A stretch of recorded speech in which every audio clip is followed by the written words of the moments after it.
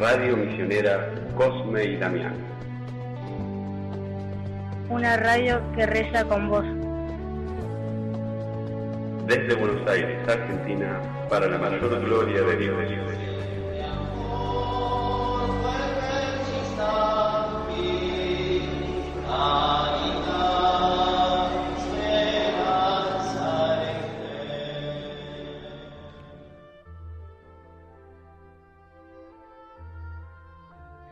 En el nombre del Padre, y del Hijo, y del Espíritu Santo. Amén.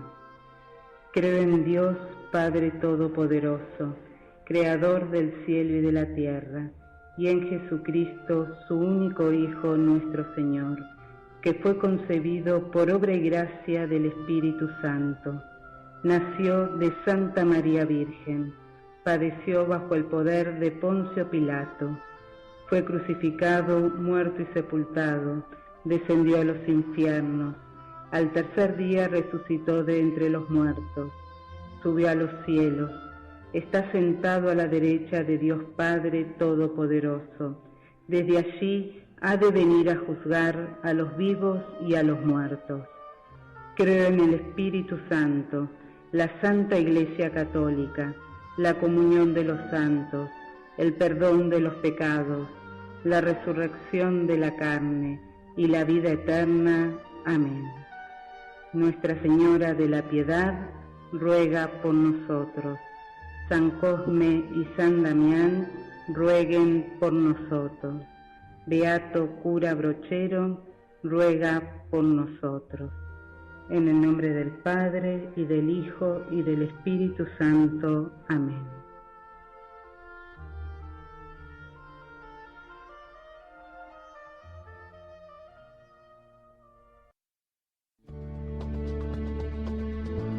Radio Misionera Cosme y Damián. Una radio que reza con vos. Desde Buenos Aires, Argentina, para la mayor gloria de Dios.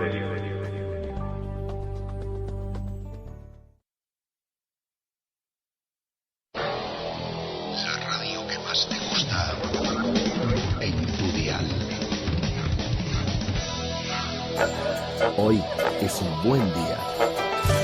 Para sorprender a alguien que no ves hace mucho tiempo, podés enviarle un mensaje o, mejor aún, aprovecha este instante y llámalo por teléfono. Hoy es un buen día. Y ahora en tu radio,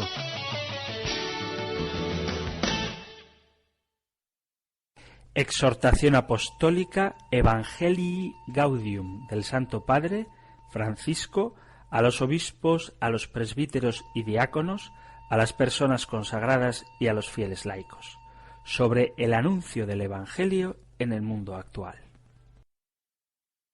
Capítulo cuarto. La dimensión social de la evangelización. El bien común y la paz social. Hemos hablado mucho sobre la alegría y sobre el amor, pero la palabra de Dios menciona también el fruto de la paz. La paz social no puede entenderse como un irenismo o como una mera ausencia de violencia lograda por la imposición de un sector sobre los otros.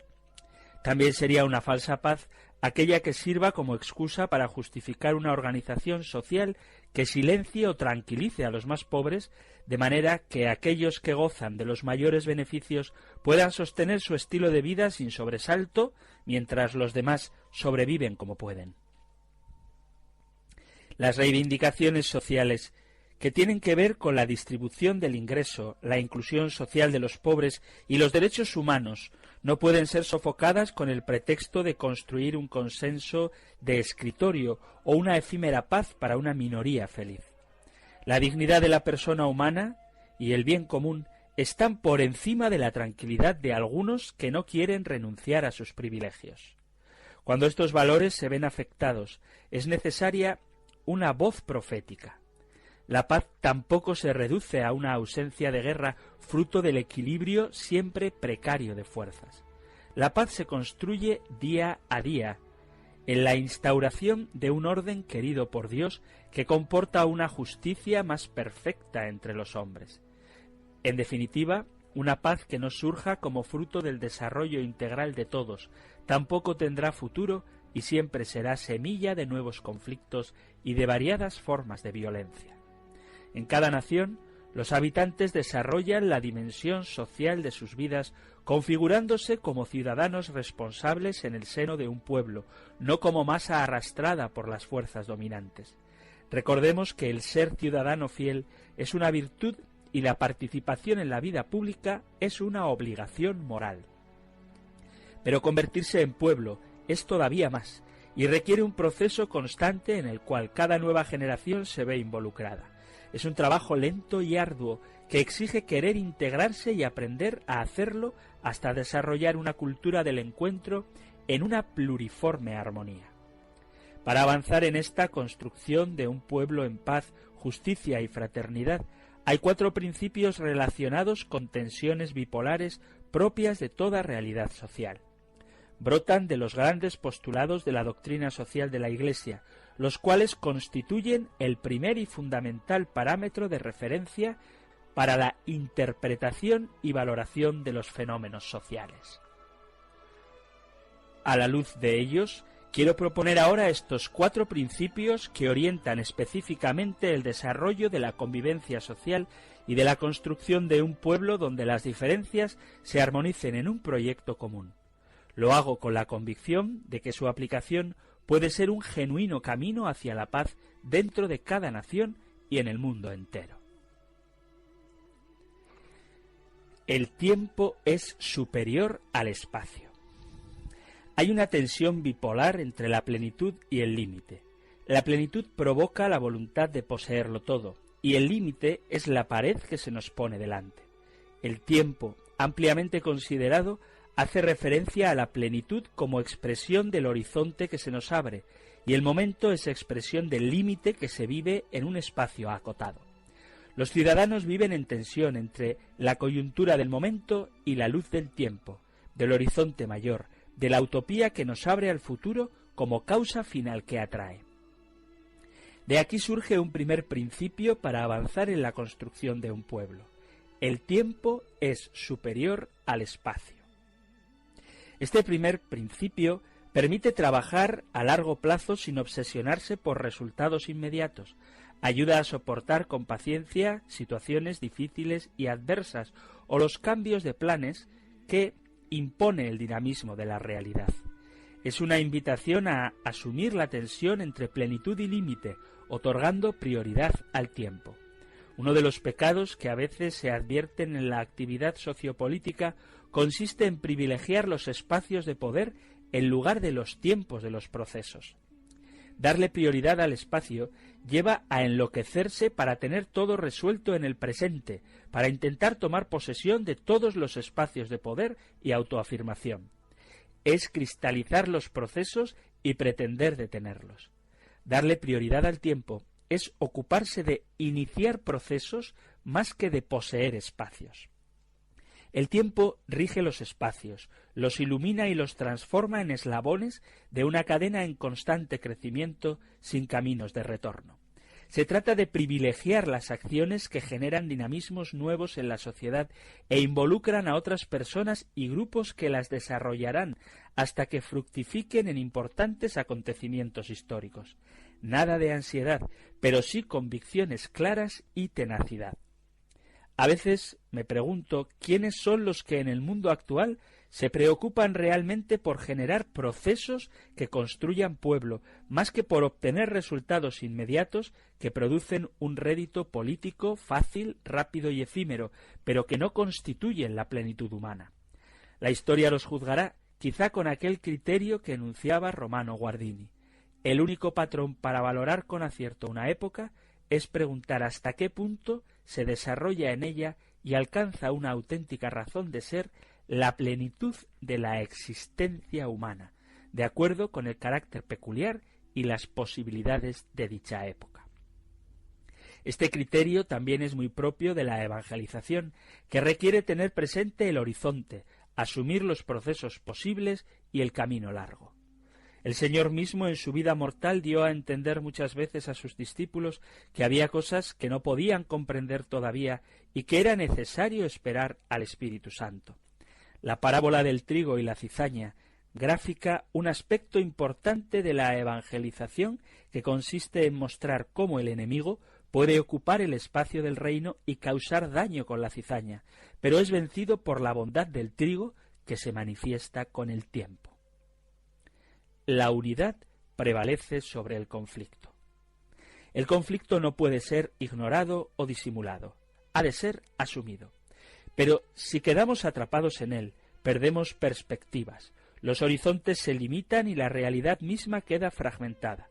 Cuando nos detenemos en la coyuntura conflictiva, perdemos el sentido de la unidad profunda de la realidad. Ante el conflicto, algunos simplemente lo miran y siguen adelante como si nada pasara. Se lavan las manos para poder continuar con su vida. Otros entran de tal manera en el conflicto que quedan prisioneros. Pierden horizontes, proyectan en las instituciones las propias confusiones e insatisfacciones y así la unidad se vuelve imposible. Pero hay una tercera manera, la más adecuada, de situarse ante el conflicto. Es aceptar sufrir el conflicto, resolverlo y transformarlo en el eslabón de un nuevo proceso. Felices los que trabajan por la paz. De ese modo se hace posible desarrollar una comunión de las diferencias que sólo pueden facilitar esas grandes personas que se animan a ir más allá de la superficie conflictiva y miran a los demás en su dignidad más profunda. Por eso, hace falta postular un principio que es indispensable para construir la amistad social. La unidad es superior al conflicto.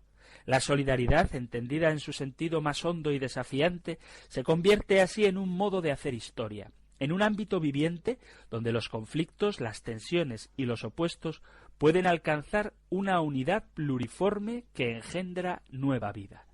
No es apostar por un sincretismo, ni por la absorción de uno en el otro, sino por la resolución en un plano superior que conserva en sí las virtualidades valiosas de las polaridades en pugna. Este criterio evangélico nos recuerda que Cristo ha unificado todo en sí, cielo y tierra, Dios y hombre, tiempo y eternidad, carne y espíritu, persona y sociedad. La señal de esta unidad y reconciliación de todo en sí es la paz. Cristo es nuestra paz. El anuncio evangélico comienza siempre con el saludo de paz, y la paz corona y cohesiona en cada momento las relaciones entre los discípulos. La paz es posible porque el Señor ha vencido al mundo y a su conflictividad permanentemente, haciendo la paz mediante la sangre de su cruz. Pero si vamos al fondo de estos textos bíblicos, tenemos que llegar a descubrir que el primer ámbito donde estamos llamados a lograr esta pacificación en las diferencias es la propia interioridad, la propia vida siempre amenazada por la dispersión dialéctica. Con corazones rotos en miles de fragmentos, será difícil construir una auténtica paz social. El anuncio de la paz no es el de una paz negociada, sino la convicción de que la unidad del espíritu armoniza todas las diversidades, supera cualquier conflicto en una nueva y prometedora síntesis. La diversidad es bella cuando acepta entrar constantemente en un proceso de reconciliación hasta sellar una especie de pacto cultural que haga emerger una diversidad reconciliada, como bien enseñaron los obispos del Congo. La diversidad de nuestras etnias es una riqueza. Solo con la unidad, con la conversión de los corazones y con la reconciliación podremos hacer avanzar nuestro país.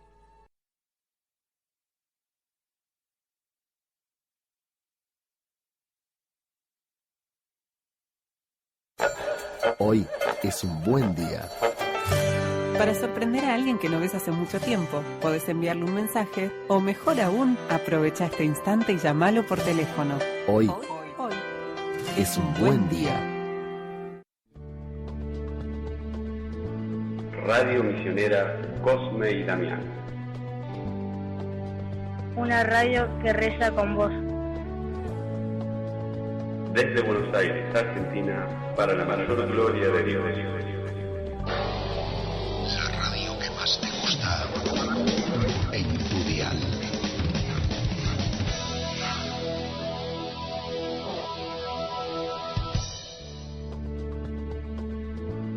Radio Misionera Cosme y Damián. Una radio que reza con vos. Desde Buenos Aires, Argentina, para la mayor gloria de Dios. La realidad es más importante que la idea.